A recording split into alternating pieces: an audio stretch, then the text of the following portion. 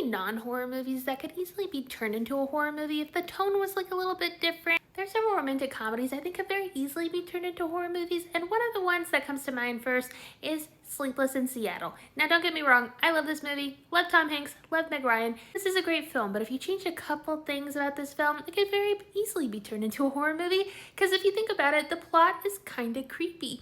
You have Annie, a woman who is engaged to someone else. She listens to the radio one day, seemingly falls in love with Tom Hanks' character, who she does not know, that lives completely across the country, who has a child, and she starts completely obsessing over him. She's been so long obsessing over this man, she literally flies across the country just to watch him. She hires a private investigator to follow him, to learn more about him. It's just a little creepy, because like at that one point he sees her across the street. They don't talk at all, and then like it all ends well for her, because, you know, they meet at the Empire State Building and they fall in love. I'm sure there's that nice moment in the elevator. If you think about it, she's eventually gonna have to tell him, like, yeah, I kind of followed you, and I hired someone to follow you, and I flew across the country to look at you, and how did that conversation go?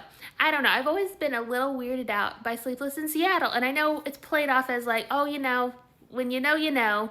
She knew, that's great. But like, if you changed a couple things about that script, it could easily be like a terrifying stalker movie. What do y'all think? What's a movie that's not really a horror movie that could be turned into a horror movie just easily, just with a couple changes?